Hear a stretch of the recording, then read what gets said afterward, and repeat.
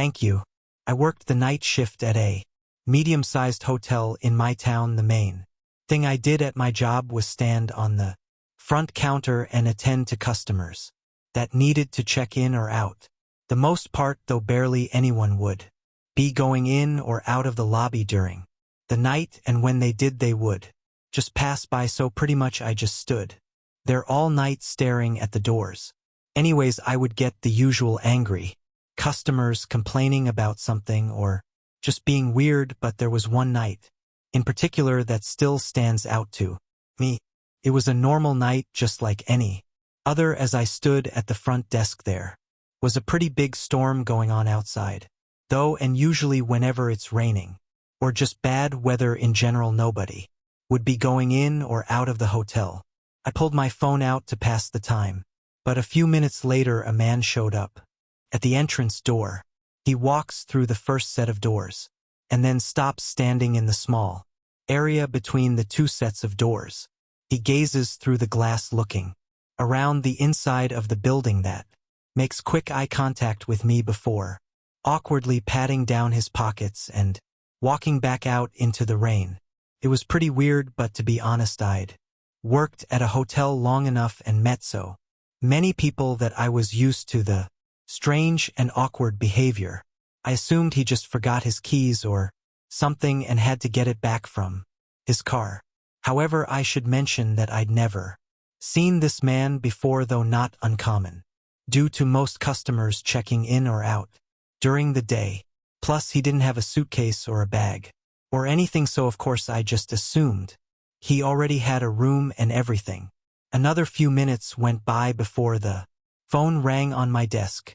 The caller ID said it was an outside number, so I knew it wasn't anyone from one of the rooms. I picked it up and said the regular hotel introduction and asked how I can help. A man was on the other line and said that he had parked in the front lot and needed help bringing in his luggage. He responded politely saying that it was okay, but then he asked me if I could come out and help him, assuring me that he just needed me to roll in a small suitcase. This was a pretty strange request, but I told him that if he pulled his car up to the front door, then I could help him get situated. He paused for a moment and then said, "Okay," and hung up. A little bit annoyed, I walked around the desk and waited in between the entrance doors. I stood there for probably 5 minutes before getting impatient. I opened the door and stuck my head outside. It was still pouring, but I could see the man from earlier across the parking lot, waving to me and motioning for me to come over. I got a really bad feeling, as the whole reason I wanted him to pull up to the front was so that we could be out of the rain. Why would someone want to walk with their luggage through a storm? I ignored him and closed the door, making my way back to my desk, figuring that if he really needed my help, then he'd pull his car up to the front. As soon as I sat down, though, the man came through the doors. From how far he was in the parking lot, he had to have sprinted to get here that quickly. This time he came all the way into the lobby and stood a few feet from the desk, breathing heavily. He immediately asked me the same exact question he asked me over the phone, asking to help him with his small suitcase. Of course, I responded with my same exact response, that he needed to pull the car up to the front. This time, though, he told me that he had already taken the luggage out of his car and didn't want to put him back in. I already had a bad feeling about this guy, but that response made me sure that there was something seriously wrong. I asked him if he had a room, assuring him that I needed to check him in before assisting him any further. He immediately grew angry, as if I offended him with that question. He demanded that I come out and help him before he checks in, as his luggage was getting wet outside. At this point, I'd had enough and responded with a bit of an attitude. "I've left your bags outside in the rain to begin. If you refuse to check in, then I'm gonna have to make you leave." He angrily turned around, giving me the middle finger on his way out of the door. He didn't come in for the rest of the night, and when the morning crew came in, I told them about the man As far as I know, he never checked in. This definitely got me creeped out, as I knew now that he wasn't even a customer of the hotel and was just some random guy trying to lure me into his car in the middle of a stormy night. I don't take road trips very often, as I prefer taking a plane if I have to go anywhere far. But due to the short notice of a family member's funeral, I had to drive about 10 hours to my cousin's house. I wasn't entirely sure how long I'd be away, so I packed enough stuff to last a week and began my drive the following morning around 10 a.m. It had probably been 5 or 6 years since I had driven this far, but I was still confident that I could make it there in one day without needing to stop at a hotel or anything. A couple hours into the drive, a storm cloud started forming ahead, and an hour later I was driving through heavy rain and thunder. The roads I was driving on were long and went through plain fields and sometimes small forests. Some portions of the road were in a valley, so all of the water from the rain would flow down onto the road with basically no drainage system. This made me have to slow down drastically to ensure that I didn't slide off the side or get caught in a flooded portion of the road. At one point I couldn't even cross through due to the path being completely flooded. I couldn't risk my car breaking down or getting stuck in the middle of nowhere on an empty road, so I was forced to turn around and find a different route.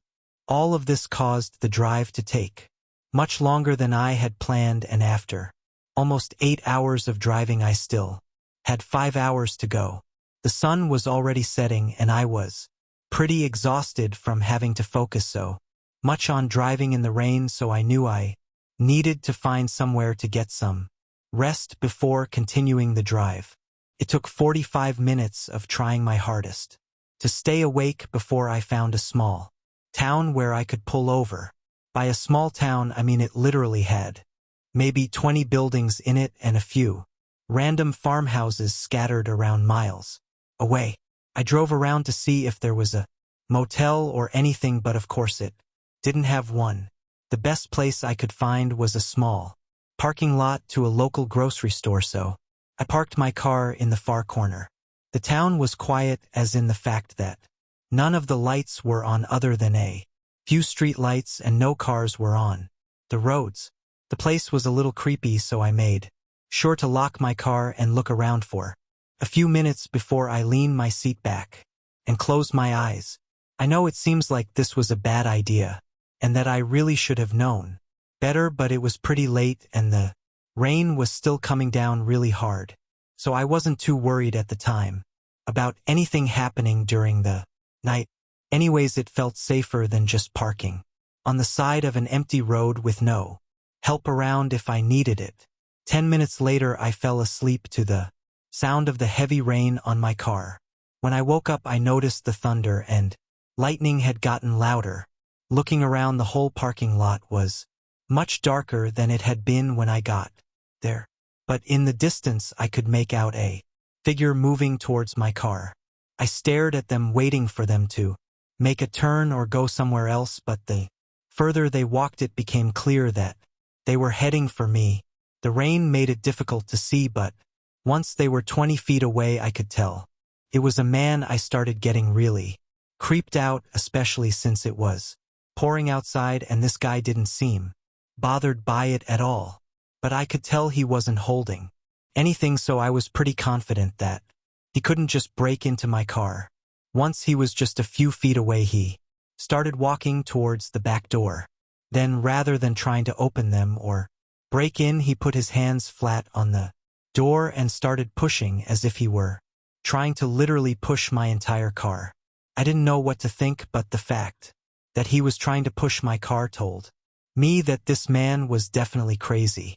I put my key in the ignition and started it up, turning on the headlights and everything as to warn the guy that I was there, but the man didn't even flinch. He continued trying to push as if his life depended on it. I had had enough at this point and slowly started backing out. The man followed the car back for a couple of steps, keeping his hands on it before letting go. He stood and watched me as I pulled away, and began leaving the lot before he started walking back in the same direction that he came. I didn't stop the rest of the way to my cousin's house. I live in Washington State, and at the time that this happened I lived with my parents in our small remote house. It was about 20 minutes from the nearest town, and our neighbors were half a mile in each direction. This isn't uncommon here, as it's mostly vast forest landscape all throughout, with small towns here and there and a couple of big cities. Anyways, I'd grown up in that house my whole life. It was used to the isolated nature of it, so it never really made me nervous or anything. But this one incident that happened when I was 14 made me terrified of our location. It was spring break, and my parents had planned a trip to Florida, and we were supposed to leave for the airport on Sunday morning. However, there was a complication at my dad's work that happened a couple days before, so unfortunately we had to cancel the trip. To make up for it, my parents took me to a water park on Sunday. It was fun, but I was still upset that the trip had to be canceled. We were there for maybe 4 or 5 hours before a strong storm cloud was seen heading our way. It was coming in quick, so pretty much everyone at the pool started packing and getting out of there. By the time we got home, the storm had completely come down on us. The rain was intense, and the thunder and lightning was frequent. But this is where things started to get strange. We pulled into the driveway and immediately noticed that the garage was wide open.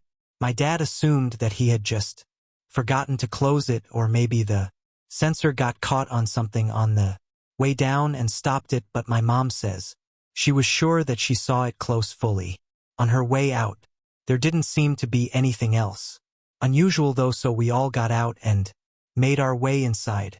My mom pressed the button to close the garage, and it closed without any issues. My parents both went to the couch and turned on the TV while I made my way upstairs to my room.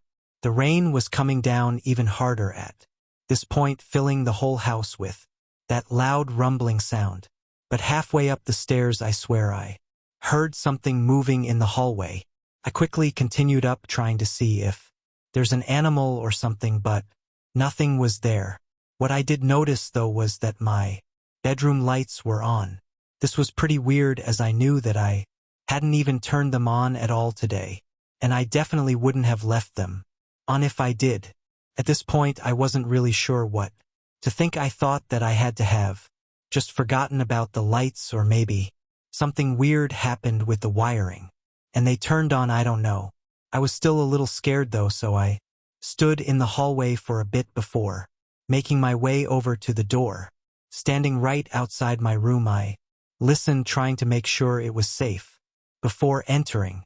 A few moments of silence go by before I hear something shuffling around. It was very faint and quiet though, as if it were a small rodent moving between boxes. I cracked the door open, figuring I was gonna see a rat or something running around, but I didn't see anything at first glance. I entered and closed the door behind me. My room actually looked completely normal and untouched. Usually when an animal or something gets in the house, there's clear signs of a mess being made by them. I got down on my knees and looked under the bed and on the floor for any signs of an animal, but again, there is nothing. I got up and sat on my bed, just thinking about how strange this all was. But as I sat there collecting my thoughts, a shadow quickly moved across the bottom of my bedroom door from out in the hallway. My heart stopped for a moment, terrified, as I could tell by the size of the shadow that it was definitely a person. I instantly stood up from my bed, trying to think of what to do, as I was pretty much trapped in my room unless I wanted to risk running out. I picked up my phone and texted my dad that someone else was upstairs. Almost immediately, the message showed that it was read, and I could hear him quickly coming up the stairs. I stood by my door nervously as I listened to the footsteps getting closer, expecting someone to jump him, but after a few seconds he opened my door. He looks at me with concern and I quickly whisper to him what I saw. I think he could sense the fear in my voice and we both made our way down the hall and back downstairs. Just as we got to the bottom of the steps, a single loud thud came from upstairs, followed by hard running footsteps down the hall. We ran into the living room where my dad picked up a small bat he had laying in the corner. But the footsteps were heard sprinting down the steps, followed by the front door swinging open. We turned the corner and looked at the door wide open with a man in the distance running away. My dad called 911 and they came almost 30 minutes later. Due to the location of our house, they talked with my parents and even asked me a few questions and searched around for a little bit before leaving. As far as I know, they never found the guy, but the general idea of why it happened was because someone knew that we were supposed to leave for vacation on Sunday morning. This is pretty unnerving, as it means that it's very likely that the person who broke into our house is someone our family knows and talks to. It really makes you wonder who your true friends